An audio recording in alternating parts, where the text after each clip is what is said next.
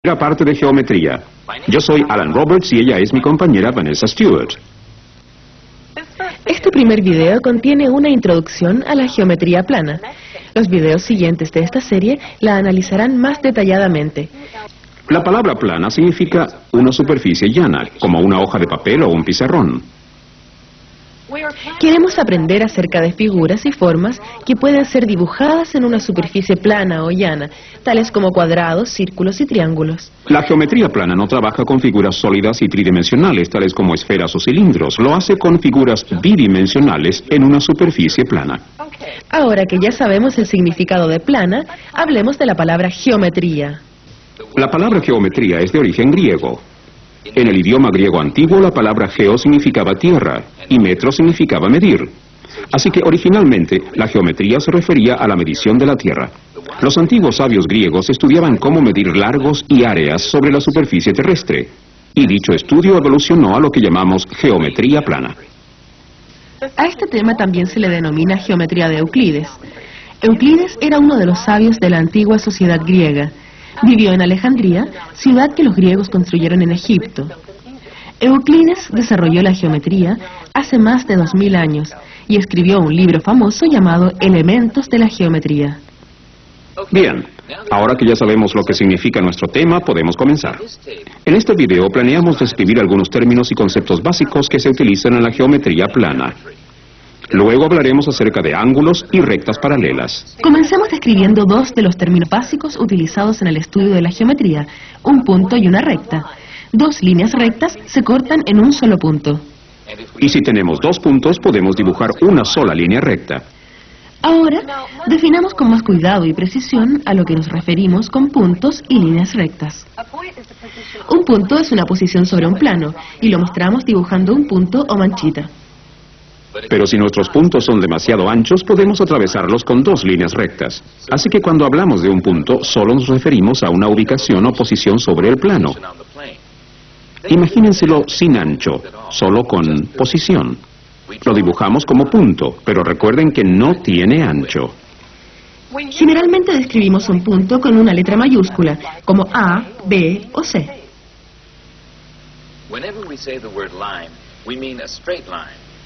Una línea recta puede dibujarse entre dos puntos cualquiera.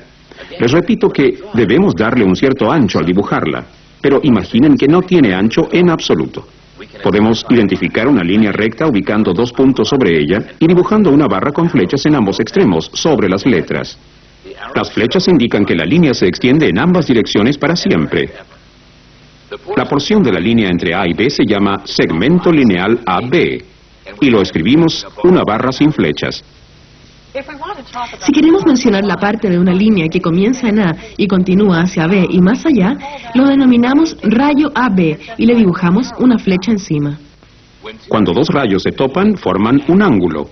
En esta figura, los rayos AB y AC se topan en A, y el ángulo que forman lo denominamos ángulo A. Fíjense que el símbolo para ángulo se asemeja a un ángulo con un arco que lo atraviesa. También podemos usar tres letras para denominar un ángulo. Al ángulo A también puede denominársele ángulo BAC, ya que el ángulo se forma pasando desde B hasta A y después pasando desde A hasta C. También podemos denominarlo ángulo CAB, ya que también puede formarse pasando desde C hasta A y después pasando desde A hasta B. En cualquiera de los dos casos, fíjense que la letra A del medio representa el punto en el cual se cortan los rayos. Nosotros podemos medir las líneas y los ángulos. Para medir un segmento lineal, utilizamos la bien conocida regla. Solo hay que alinear los extremos del segmento a las marcas de una regla. En los Estados Unidos se utiliza el sistema inglés para medir, el cual contiene pulgadas, yardas y pies. Pero el sistema métrico se hace cada vez más popular, ya que se utiliza en casi todo el mundo. Como pueden ver, este segmento lineal tiene casi 13 centímetros de largo, lo que equivale a 5 o 6 pulgadas. Para medir un ángulo, podemos utilizar un transportador.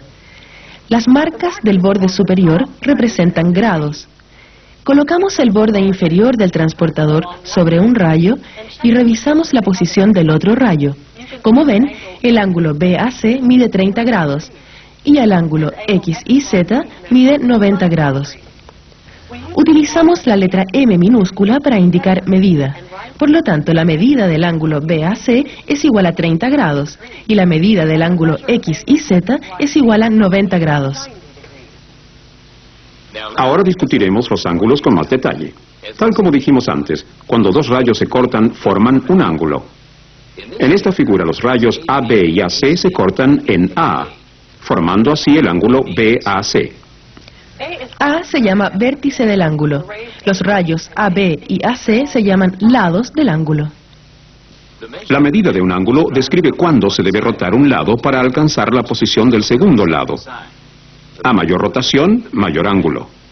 Si rotan totalmente el primer lado hasta regresarlo a su posición original, decimos que han rotado 360 grados.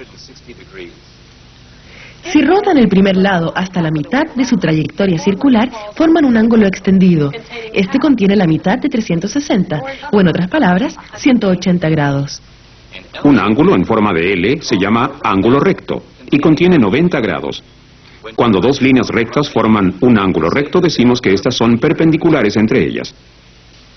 En esta figura, AB y AC son perpendiculares entre ellas.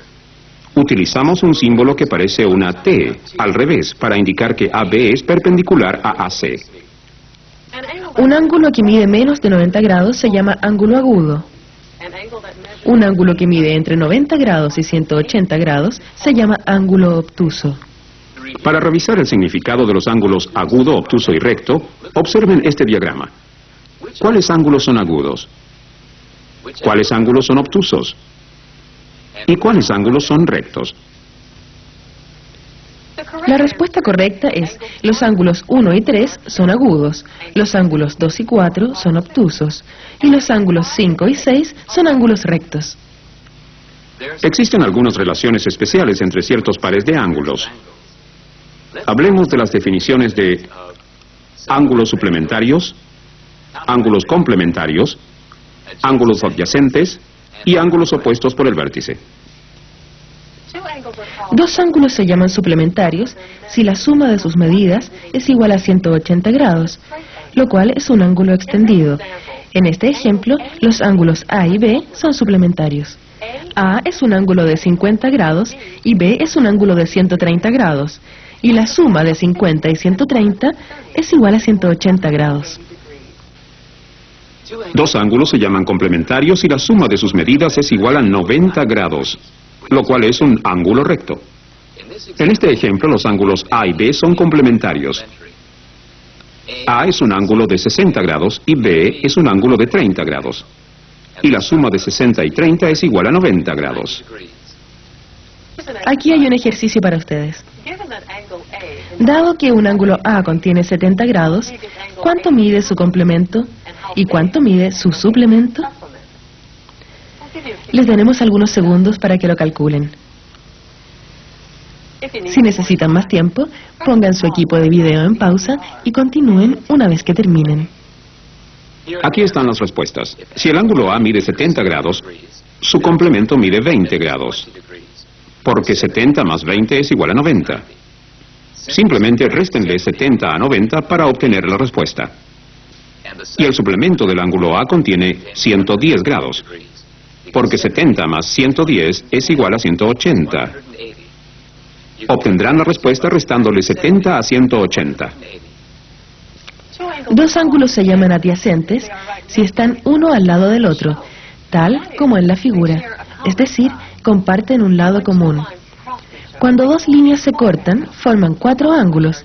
Algunos son adyacentes y otros no lo son. En este diagrama, el ángulo 1 es adyacente al ángulo 2, el ángulo 2 es adyacente al ángulo 3, el ángulo 3 es adyacente al ángulo 4, y el ángulo 4 es adyacente al ángulo 1. Los ángulos del diagrama que no son adyacentes se llaman ángulos verticales. ¿Distinguen cuáles ángulos del diagrama son verticales? Los ángulos 1 y 3 son un par de ángulos opuestos por el vértice, y los ángulos 2 y 4 también son ángulos opuestos por el vértice. Fíjense que los ángulos opuestos por el vértice son del mismo tamaño. La medida del ángulo 1 es igual a la medida del ángulo 3, y la medida del ángulo 2 es igual a la medida del ángulo 4. Cuando los ángulos tienen medidas iguales, decimos que son congruentes. Así que el 1 es congruente al ángulo 3. Y el ángulo 2 es congruente al ángulo 4. Nuestro próximo tema es el estudio de las rectas paralelas. ¿Qué queremos decir con las palabras rectas paralelas? Imaginen cualquier par de rectas en el mismo plano.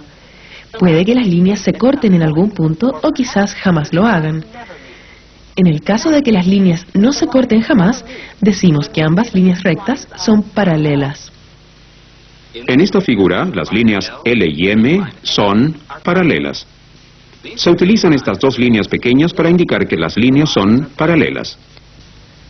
Cuando dos líneas son intersectadas por una tercera línea, esa tercera línea que corta a través de las primeras dos se llama transversal. En nuestra figura, la línea T es una transversal que corta las dos líneas rectas L y M. Cuando una transversal corta a través de dos líneas, forma ángulos con dichas líneas. Los ángulos que están al interior entre las líneas L y M se llaman ángulos interiores. En nuestra figura, los ángulos 1, 2, 5 y 6 son los ángulos interiores. Los ángulos que están afuera sobre la línea L o bajo la línea M se llaman ángulos exteriores. En nuestra figura, los ángulos 3, 4, 7 y 8 son los ángulos exteriores. Ahora examinemos más de cerca los ángulos que se forman cuando las líneas paralelas son cortadas por una transversal. Hallaremos hechos muy importantes acerca de los ángulos interiores y exteriores. Consideremos primero los ángulos interiores. El ángulo 1 y el ángulo 6 se ubican a lados opuestos de la transversal. No son adyacentes entre ellos. Decimos que los ángulos 1 y 6 son ángulos alternos internos.